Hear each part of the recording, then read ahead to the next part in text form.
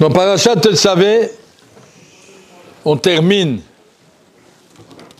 tout ce qui est nécessaire pour le Mishkan par le Mizbeach. À la fin de Parashat Trouma, Vasit ha-Mizbeach Aseh Shittim, le Mizbeach HaKetoret, et à la fin de Parashat Tetzaveh, le Mizbeach à on passe par la Trouma, le Mizbeach HaNechoshet, Korbanot, et la Parashat Trouma, le Mizbeach HaKetoret, le Mizbeach HaZahav. Il y a deux Mizbeach, un à la fin de Parashat Trouma pour les Korbanot d'animaux, et à la fin de Parashat Tetzaveh pour la Ketoret. Viktir alav Aharon Ketoret Samim baboker. Tous les matins, Aaron doit faire une Ketoret là-bas, Be'etibo et Anerot Aktirena en même temps qui faisait la menorah. Ou Halot Aaron Anerot Ben Arbaim, et la même chose lorsqu'il faisait la menorah le soir, Yaktirena il fait à nouveau une Ketoret. Ketoret Amin Yifne Hashem Dorotechem. Alors, ce korban de Ketoret, c'est pas un korban normal. Il ne va pas sur l'autre Mizbeach, il a un Mizbeach spécial, à Zahav. Où c'est qu'il est posé ce Mizbeach à Zahav? En face du Parochet, juste à l'Aaron, devant l'Aaron à Kodesh, où il y a les Luchot, il y a un rideau, et derrière le rideau, nous avons le Mizbeach à Ketoret. L'Ifne à Kaporet Asher Laïdout. En face de la Kaporet qui recouvre les Luchot avec les Kruvim, Asher Ibaïd Lechashama, d'où sort la parole de la Torah de la Kadosh Baruch Hu, c'est là-bas que doit être le Mizbeach à Ketoret. Alors, le Kli Yakar, les autres Mefarshim aussi, ça correspond à quoi les deux Mizbeach? Il y a un Mizbeach qui est là pour les animaux, parce qu'un homme a fait des fautes avec son corps. Il a mangé pas kasher, il a fait des maasim qui ne sont pas besséder, où il a volé, où il a l'otirtzach, l'otinaf, l'otignov, l'otane, beaucoup de choses que son corps a participé pour désobéir à Kadosh Baruch Hu. Aussi, c'est beshogeg, par erreur, par accident, alors on va dire, il peut amener un korban pour dire cet animal représente ma personne, et ce qui arrive à l'animal, je reconnais que c'est ce qui aurait dû m'arriver à moi, et je demande à Kadosh Baruch Hu de m'avoir pitié de moi, de laisser une deuxième chance, me laisser revivre après que j'ai donné l'animal à ma place. Pour bien comprendre, comme c'est une trahison de désobéir à Kadosh Baruch Hu. Bon, ça c'est le korban des animaux.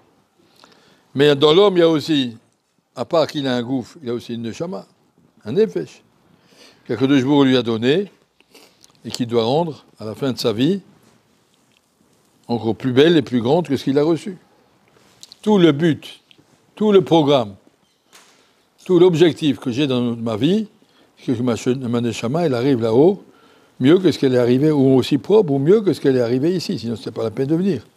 On fait pendant 80 ans, 120 ans, des efforts pour qu'après, ma neshama puisse servir à Kadosh Baruch Hu à un niveau plus élevé, sinon elle était déjà à un niveau avec tous les autres malachim, mais maintenant, tu peux grandir à travers 120 ans de nissionot et d'efforts et d'avodat Hashem, à la fin, tu peux grandir et mériter la neshama. Donc, le programme, le but de ma vie, c'est que ma neshama, elle sorte. Ma neshama, tous les matins et tous les soirs, il faut allumer le ner.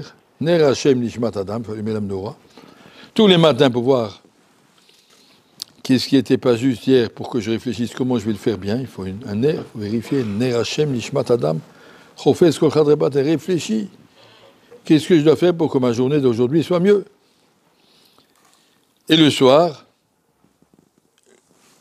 il y a de Halot Aaron Tanerot Ben Arbaim, tu allumes de nouveau ton ner, tu vérifies ta neshama, est-ce que ma neshama est sortie pure aujourd'hui, ou bien elle était souillée? Il faut arriver tous les matins à faire un programme et tous les soirs à faire un bilan. Ça, c'est la menorah qu'on allume tous les matins, tous les soirs. Ner Hashem Nishmat Adam.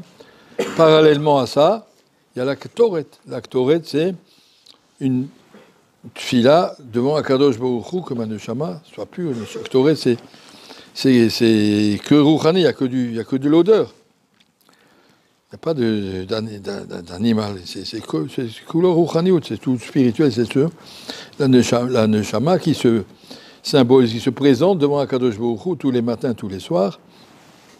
Et on dit à Akadosh Baruch Hu, mon neshama est à ton service. Ça doit être le programme, et c'est en face du Kodesh HaKodashim, ça veut dire en face du Aaron. Mon critère pour savoir si mon neshama était propre ou non, mets-toi en face du Sefer Torah et regarde honnêtement, est-ce que j'ai triché ou j'ai obéi. C'est ce travail d'introspection. On a tous les matins, tous les soirs, le devoir de regarder où on en est. Si on n'a pas de programme dans la vie, les gens ils vivent comme des papillons. Tu ne vis pas avec un programme. Ça va, je mange, je dors, je travaille, je prie, je mets les tefilines. Et puis les jours passent et tu fais rien. Tu fais rien. On te demande d'avoir un but. Un monsieur qui se promène sur la route nationale sans savoir où aller, alors il se promène. On peut aller comme on veut. Mais si on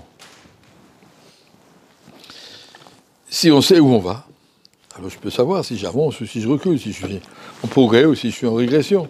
Si je sais où je vais, un homme doit avoir clairement, première phrase, Messiah Tusharim, Shit Barev, Itamet Machovato, ou le Mat, Saïr, Shassim, Mabato, Magmato. Il faut que tu saches clairement où c'est que je vais dans la vie. Je dis encore une fois, la plupart des gens, ils vivent sans programme. Je vis au jour le jour, ça va. Aujourd'hui c'est Shabbat, je fais Shabbat. Demain c'est dimanche, je mets les tefilines. Il n'a pas un but où arriver. On va faire ça pendant 80 ans et après on s'en va. Mais tu n'as rien fait, tu n'as même pas commencé.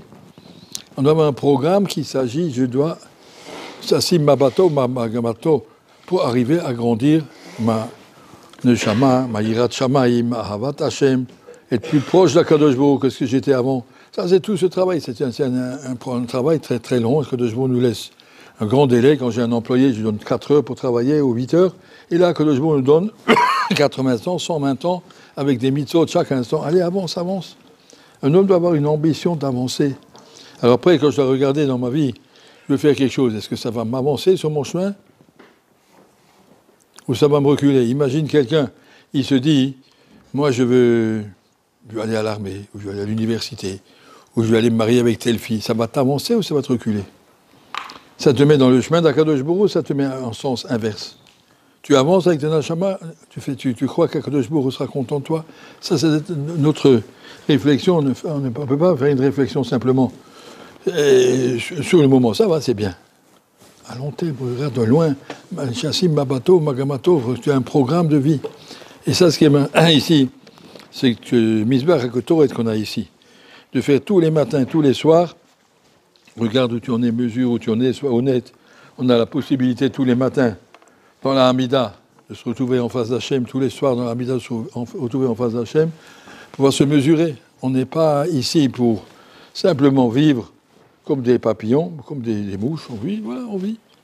Même on peut vivre d'ati, mais on n'a toujours pas vécu, toujours rien fait.